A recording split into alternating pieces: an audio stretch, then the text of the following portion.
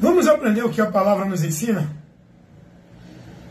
Vamos olhar para a luz de Deus, por onde nós temos que ter o nosso passo, guiando os nossos passos pela palavra de Deus. Lâmpada para os meus pés é a tua palavra e luz para os meus caminhos. Observe uma coisa. Quem não anda dentro do entendimento, pelo conhecimento da palavra de Deus, está andando na escuridão, nas trevas, contrário à direção de Deus. Amém? Por quê? Porque o único meio de você andar na direção com Deus e para Deus é guiado pela palavra. Quem é o guia da tua alma? Quem é o teu mestre espiritual? Quem é o teu pai espiritual? Quem é o teu guru espiritual? Quem é o teu oráculo espiritual? Quem é ou qual é o princípio da verdade espiritual que tu estás sendo formado, que tu estás sendo conduzido? Qual é o princípio da verdade de Deus? Se não for a palavra, pela palavra, não adianta. Tanto movimento em nome de Deus é vão. Lâmpada para os meus pés é a tua palavra, luz para os meus caminhos. Guardei a tua palavra no meu coração para não pecar contra ti. Bem-aventurados que ouvem e praticam a palavra. Nem todos que me dizem Senhor, Senhor, entrarão no reino de Deus, no reino dos céus, mas aquele que ouve e pratica a palavra. Conhecereis a verdade, e a verdade vos libertará. A palavra.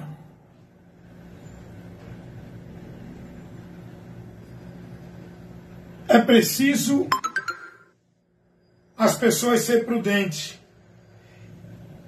e firmar sua vida em Deus no alicerce firme. Não é uma devoção dentro de uma filiação a uma instituição, seja ela qual for o princípio religioso. O alicerce da nossa vida de fé em Deus, para que estejamos firmados em Deus, é a palavra dele.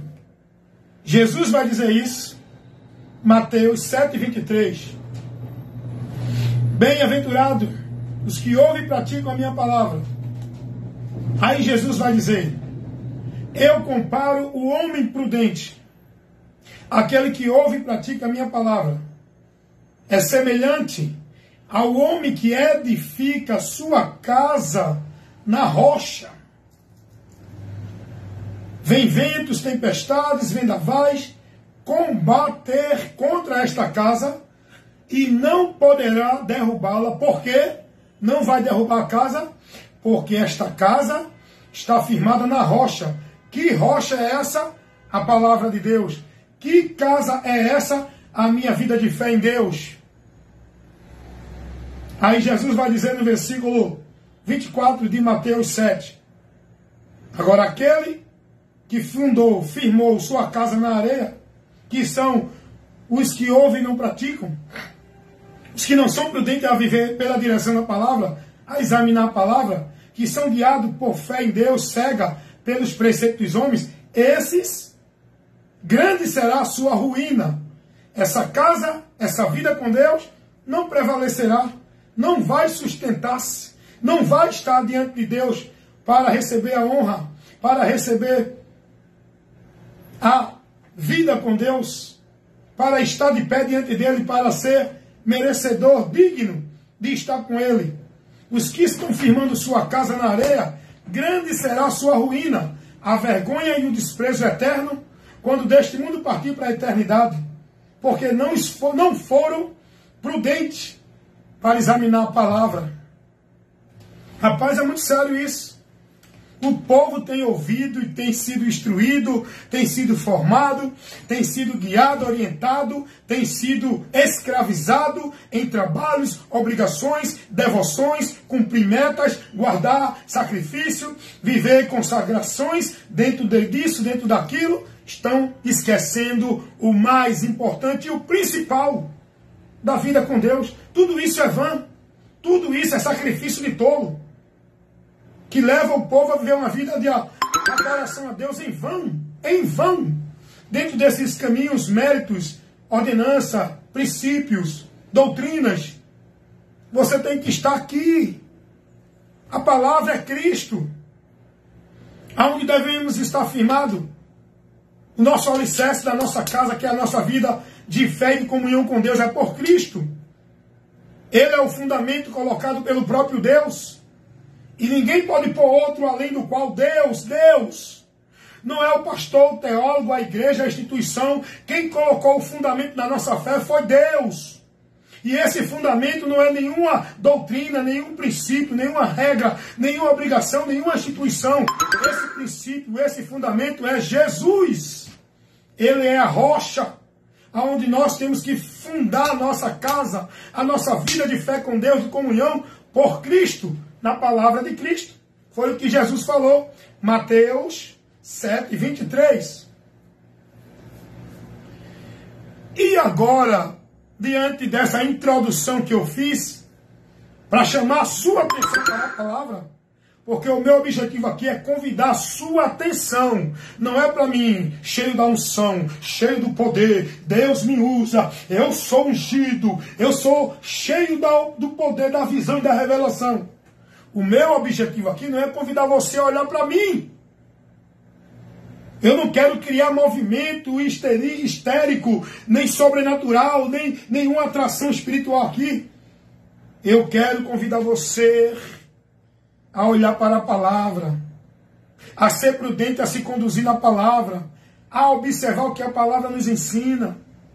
E para isso, eu tenho que pregar com lucidez, inteligência, sobriedade, saber explicar, saber dialogar, levar para você um ensino, uma informação, e não criar um movimento para despertar em você o emocionalismo. Eu quero trabalhar com você o entendimento da palavra, para que você possa absorver a informação da verdade que liberta, para você ser alcançado pela graça de Deus, através do conhecimento, que tem que ser levado a todos. Quem ouvir e crer será salvo, quem não crer será condenado. Então, esse é o meu trabalho. Eu quero convidar você agora a gente ler 2 textos, para a gente entender aquilo que muitos não compreendem e não aceitam. A verdade de Deus é quem nos revela isso que eu vou ler aqui para você agora. O primeiro texto está aqui em Atos dos Apóstolos, capítulo 26, versículo 17. Eu vou ler somente o texto, mas eu não vou trazer nenhuma explicação fora do contexto. Eu vou explicar o contexto para você, aonde está inserido esse texto, para lhe levar a informação, declarando aquilo que a palavra nos informa. Não é aquilo que eu aplico na minha interpretação. Amém? Atos dos Apóstolos, capítulo 26, versículo 17. Diz assim a palavra, vamos ler. Livrando-te deste povo e dos gentios, a quem agora te envio, para lhes abrires os olhos e das trevas o converterdes à luz, e do poder de Satanás a Deus, para, olha o que diz a palavra, a Deus, a fim de que recebam a remissão dos pecados e, por sorte, entre os santificados pela fé em mim. Ora, gente, olha o que a palavra está nos revelando aqui. Você já foi ensinado sobre isso? Você está sendo instruído só dentro dos movimentos sobrenaturais, os movimentos histéricos de poder, de unção, de revelação, de visão. Não, não, não, não. Nós, igreja, não podemos congregar para isso. Nós, igreja, temos que congregar para isso. Para receber o ensino, a instrução, a correção, para que a nossa vida em Deus, de fé, seja edificada com a instrução da palavra. É isso que eu quero levar para você.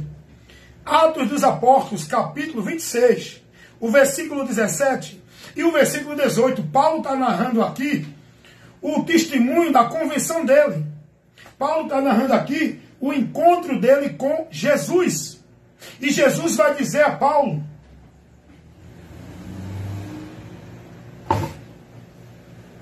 que ele escolheu Paulo como ministro, para que Paulo, através da mensagem do Evangelho, Paulo fosse a todas as pessoas pregar o Evangelho, para que livrasse o povo do poder de Satanás, tirando o povo das trevas e trazendo para a luz.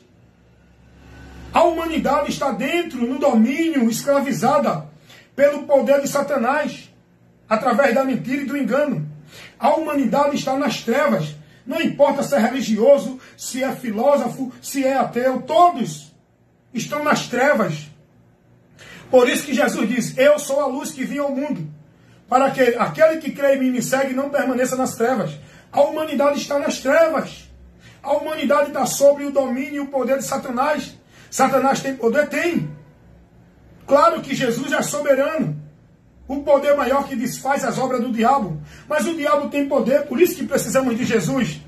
Porque só Jesus é o poder superior ao de Satanás. Não adianta campanha, pacto, voto, água benta, galho de arruda, pinhão grosso.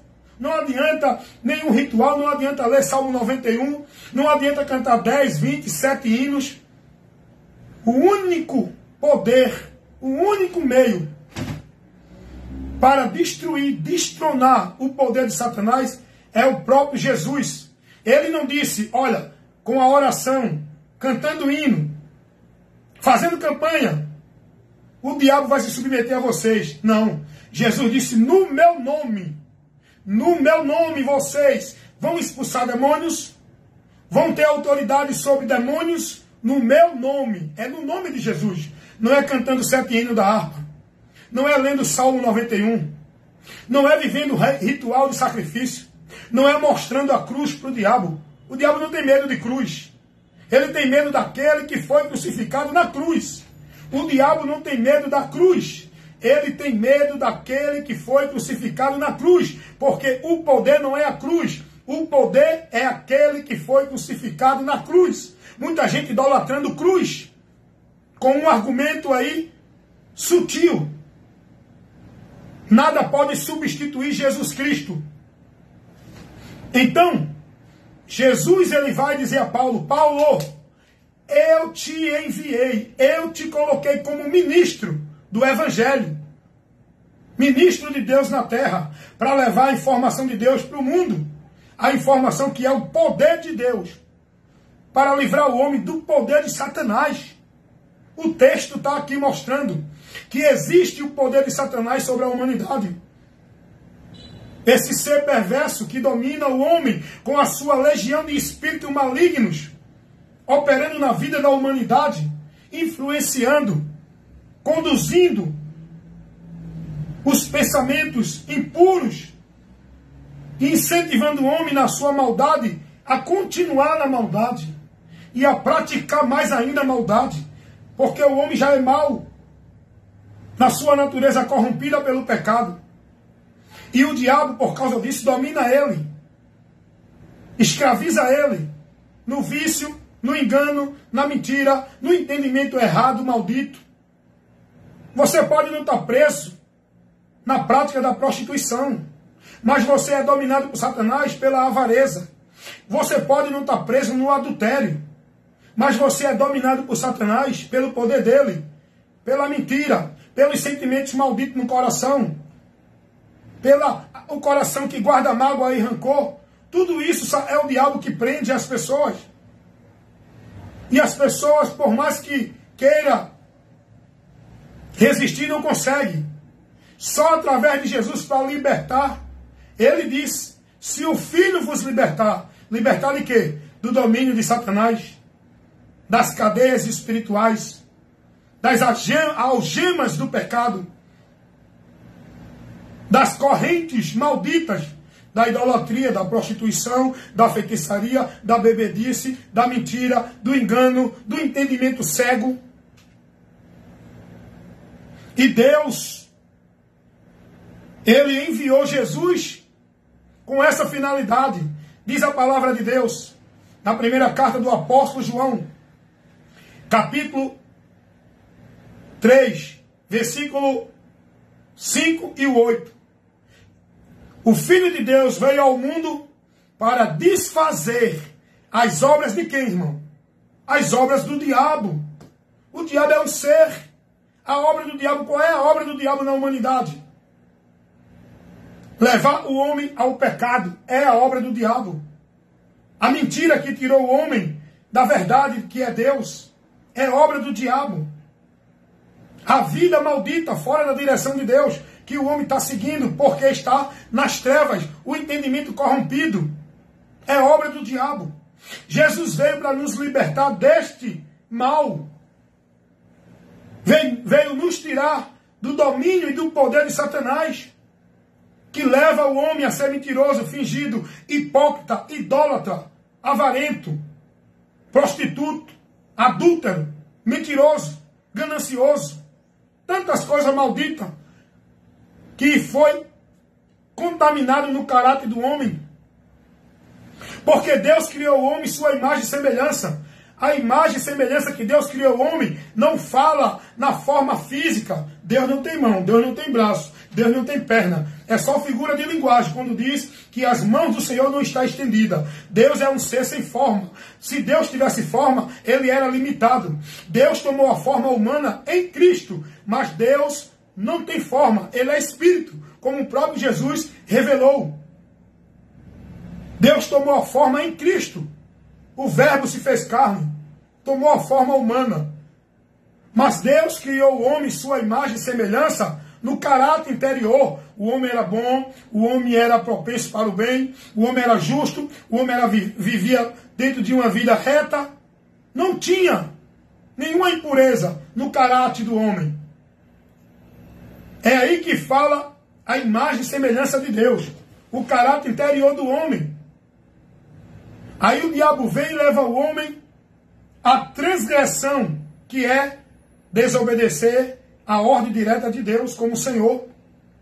O pecado, ele constitui na desobediência à palavra de Deus. E a gente vê isso revelado lá em Gênesis. O homem foi expulso, perdeu a comunhão com Deus por causa dessa atitude, aonde todos pecaram e afastados foram da presença de Deus, porque todos receberam de Adão, o nosso pai humano, a natureza humana corrompida. E essa natureza não se submete a Deus. Por isso que é importante crer em Jesus, para que em Cristo sejamos nova criatura, formado de nós o caráter, sendo transformado no nosso interior para a vontade de Deus, para agradar a Deus e aprovar o que é agradável a Deus, não mais a nós, que aborrece a Deus. É isso que nós devemos entender. O diabo levou o homem nessa obra maldita. Jesus veio para desfazer as obras do diabo. E o texto aqui vai dizer que Deus levantou Paulo.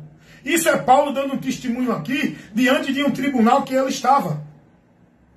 Ele falando tudo o que aconteceu com ele. E ele aqui nesse texto, capítulo 26, o versículo 17 e o 18, Paulo vai dizer que Jesus apareceu a ele dizendo: eu te enviei, te livro deste povo e dos gentios, a quem agora eu te envio. Para quê?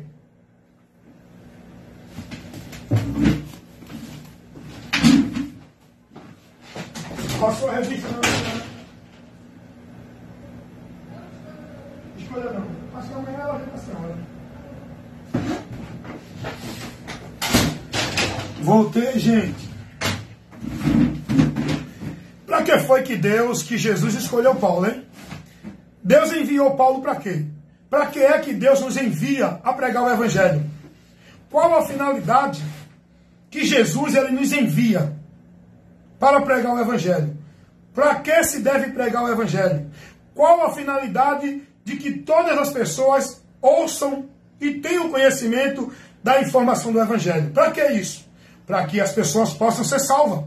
Para que as pessoas possam ser livres do poder de Satanás e das trevas, do engano, do pecado, que o diabo leva o homem a andar e a viver sem o entendimento de Deus.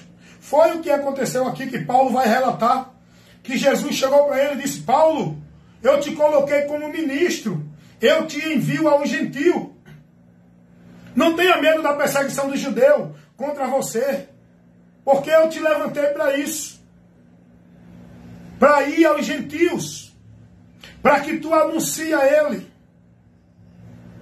o poder por onde o homem pode encontrar libertação.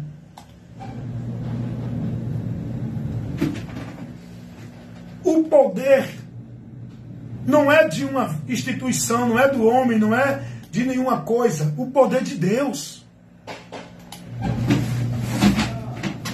Vou abrir.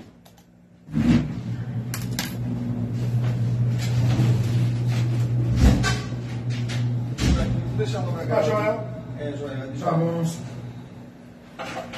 Obrigado. Quando já não chegando aí.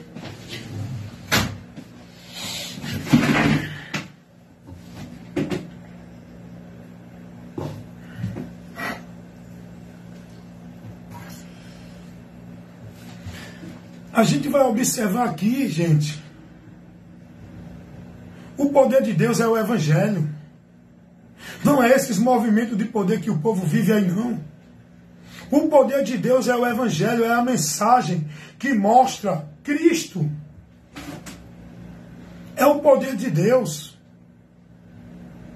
Não é esses movimentos histérico, misto, pagão, onde o povo vive dentro de uma manifestação, tudo possesso, manifestado, não pelo poder de Deus.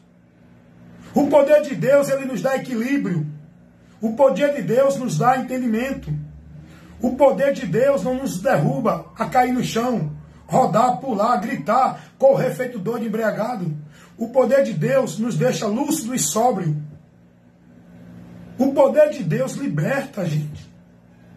O poder de Deus é Jesus, o Evangelho, que é o poder de Deus para salvar todo aquele que crê. Romanos capítulo 1, versículo 16. E Deus, Paulo aqui vai ser orientado por Jesus. Quando Jesus diz: Paulo, eu te envio a este povo. Olha o que diz o versículo 18. Para que tu abra os olhos desse povo, para que das trevas se convertam à luz. Como é que Paulo vai abrir os olhos do povo? Com a mensagem do Evangelho, com a informação da verdade que liberta, com a pregação, meu irmão, inteligente, racional, de uma forma equilibrada, explicando para o mundo a importância de Cristo, que é o único meio para o homem chegar a Deus.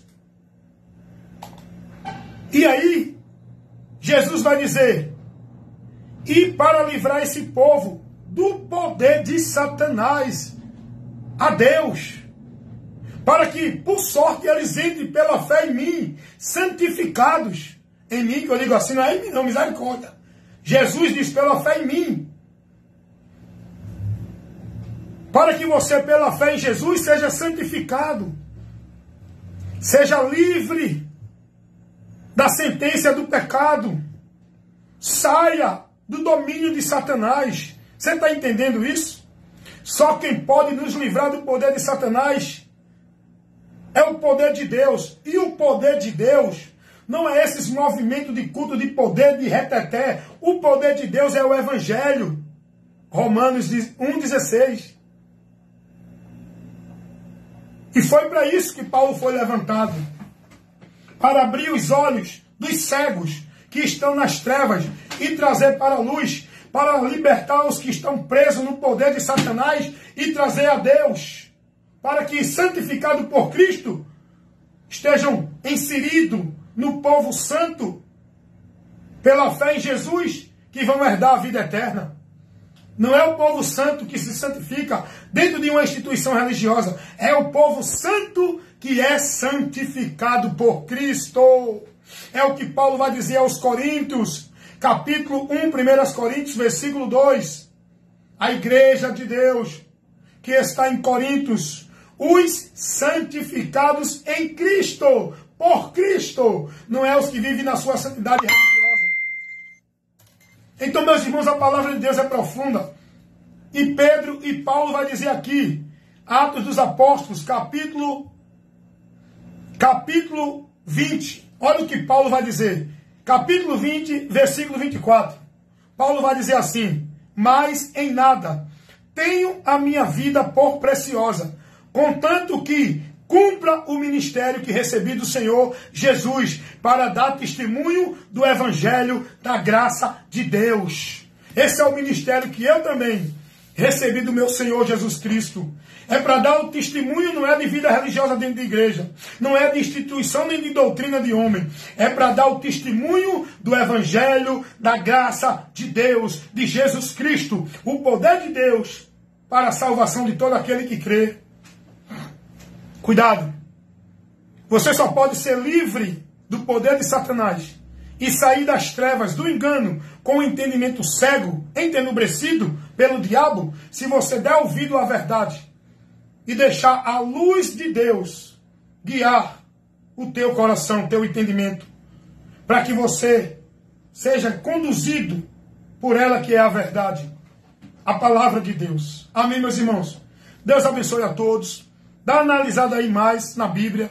Leia aí esse texto, não só o texto, mas leia a Bíblia, tenha o hábito, tenha a necessidade, assim como você precisa de comer de manhã, de tarde e de noite para alimentar o corpo físico, você precisa da palavra de Deus para alimentar a alma, o espírito, a vida com Deus, pelo pão, pelo alimento que vem da boca de Deus, que é a palavra. Você precisa, nem só de pão viverá o homem, mas de toda a palavra que sai da boca de Deus. Não é da boca de profeta dentro de igreja, é da palavra. A boca de Deus é a palavra revelada, inspirada por Deus. Amém? Então aqui você sempre tem esse alimento que sai da boca de Deus indo para você. Essa luz de Deus para iluminar você e tirar você das trevas. E o poder de Deus, que é a pregação do Evangelho que você tem aqui, para livrar você do poder de Satanás. Amém? Então, Deus abençoe.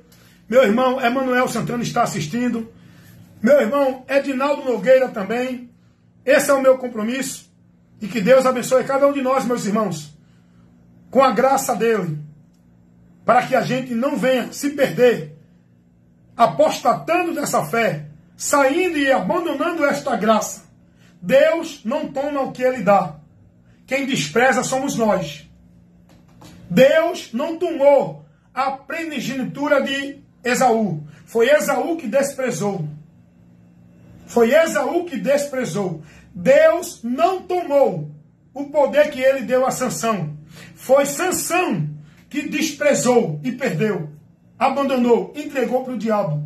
Por isso que Jesus vai dizer: guarda o que tu tens, para que ninguém tomes a tua coroa. O que tu tens é a fé que te levará a uma vida de paz, de gozo, em comunhão com Deus na eternidade, por meio de Cristo. Guarda essa fé, que é a tua vida andando no entendimento de Cristo pela palavra dele. Se você não for prudente e se deixar levar como louco, nércio, não cuidando da tua vida espiritual, nem da doutrina pelo qual tu anda na salvação, você vai ser levado a seguir doutrina de demônios, onde muitos têm apostatado da fé, vivendo um evangelho anátema, sendo negócio de homens dentro do sistema, escravo e domínio, dominado pelos homens. Cuidado! É você que tem que ser prudente e perseverar até o fim. A graça de Deus não é irresistível.